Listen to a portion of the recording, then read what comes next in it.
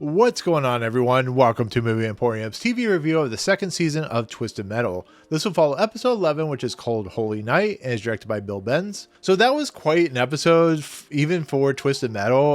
That was a pretty good episode of television, to be fairly honest. That is what Twisted Metal should be. That is what Twisted Metal is. It's a car combat arena with a bunch of people dying, and it has no shortage of deaths. We lost Raven, we lost Mike, we lost Mr. Grimm, we may have lost John, may have lost Sweet Tooth. I doubt it, but those two characters probably will live into the next season if there is a next season. But this is an episode that has quite shocking content. We know now that the robot or the creature or the robot creature, as Mike said, or as John Doe says, was funny. It is of course Minion, which is of course a hybrid creature. Minion is not necessarily the funnest villain in a TV series. I'll be fairly honest. It was kind of the letdown of the series, but it is a lot of fun how Minion works out. But this is an episode of television that really strikes to what Twisted Metal does, which is be incredibly irreverent, but also have some kind of stakes and some kind of heart to it, to be fairly honest, which is something that I was never expecting when it came to this TV series. And when, we watch Mike get killed and we watch how that affects Stu, and then we watch, people like, Raven manipulate the system by adding a force field, which of course Calypso takes away using the idea of a cheat code, which I thought was pretty clever. It was a really well done kind of piece of material. And watching, Sweet Tooth lose his vehicle and that kind of explosion with the balls that dropped out of Raven's vehicle, how he accuses her of cheating and stuff like that, which is kind of fun. Watching John and Quiet work together, watching, everything that happens, and watching, just kind of, it's the TV version of Twisted Metal is not always going to be as, over the top and exciting as what the video game can do, but I think it gets pretty close. And watching, the fight between, of course, Sweet Tooth and Mr. Grimm, that they fight, as Mr. Grimm loses his car and or his motorcycle, and Sweet Tooth pours the motorcycle's gasoline on his head and lights it on fire. And they fight, and then of course Mr. Grimm gets picked up by Sweet Tooth and thrown into Roadkill's car, and then gets run over. It's pretty safe to say he's not longer with us.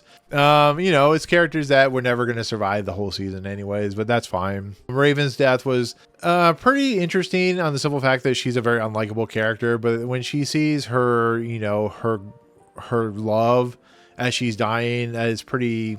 It almost feels kind of sad, to be fairly honest, because we know Raven has been manipulating the system, and here she gets her death with a little bit of credence, I guess you could say. So that was interesting.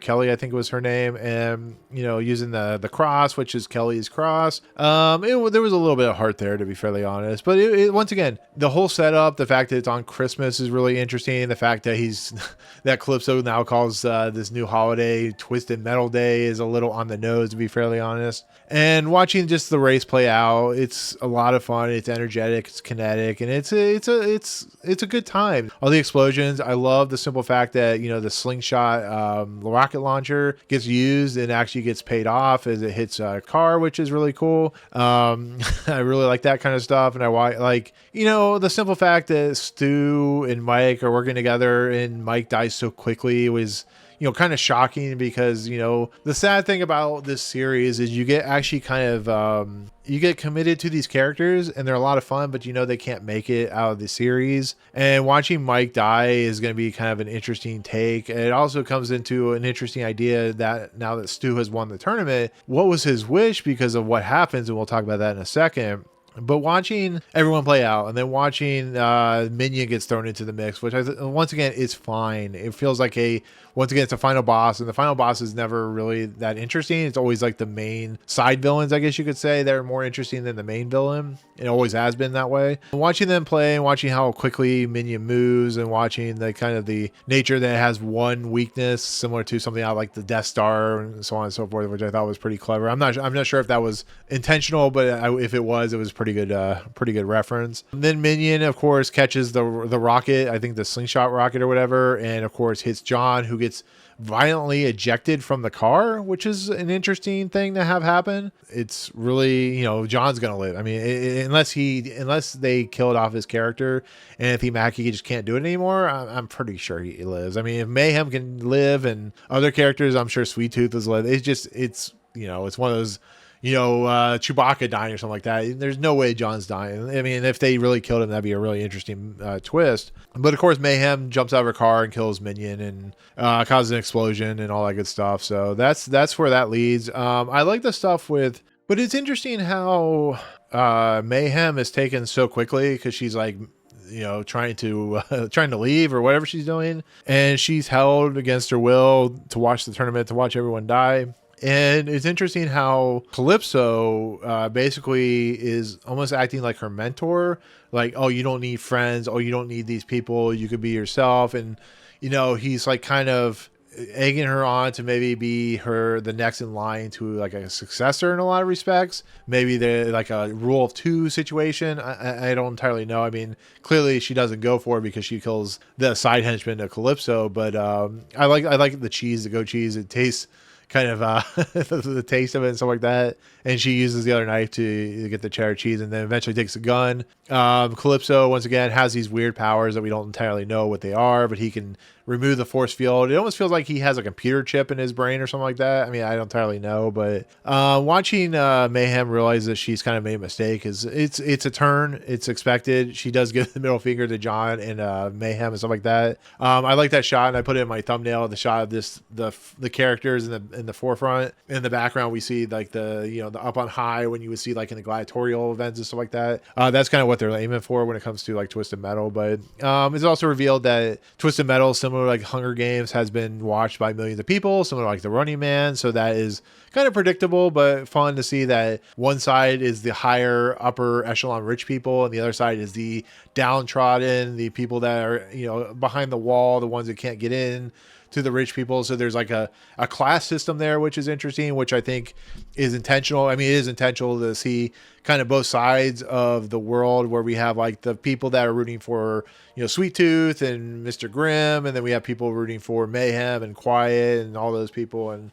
it's like a juxtaposition or a juxtapose of like the different worlds and how society is so tilted on one side and stuff like that. And then comes the very end, of course, once Stu wins and Mike doesn't, but Stu's wish, I guess maybe had been with, Sweet Tooth's wish he wanted the coin or something like that, which there's a funny joke about Sweet Tooth like thinking it was all a farce and all that good stuff. So I thought it was pretty funny. But it leads to the upper echelon rich people basically being killed in an explosion.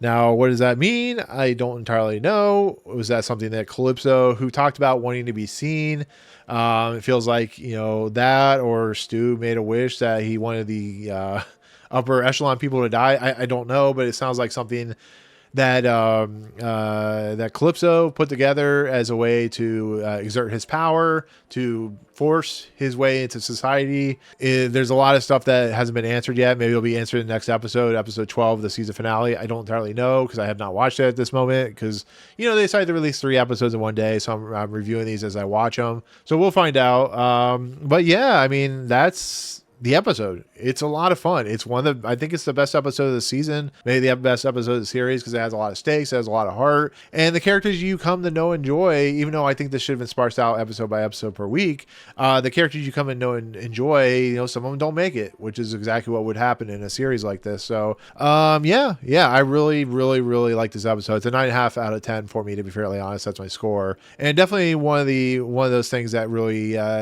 pinpoints why Twisted Metal is just a fun, irreverent, campy, but also kind of a heartfelt series when it needs to be. So there you go. With that said, that is my take on episode 11 of season 2 of Twisted Metal, called Holy Night. So I do appreciate you watching. In the comments below, what do you think of the deaths? What do you think of the kind of twists and turns and the reveals and all that good stuff? Was there somebody that you were looking forward to seeing in season 3 that's no longer there? Let me know in the comments below. Otherwise, thank you so much. If you like what you see on this channel, awesome. Hit the subscribe button to join Movie Emporium. Hit that notification bell at top to find what's coming next. If you like this video, awesome. Hit that like button, and we'll see you guys on the next video. Peace out, guys.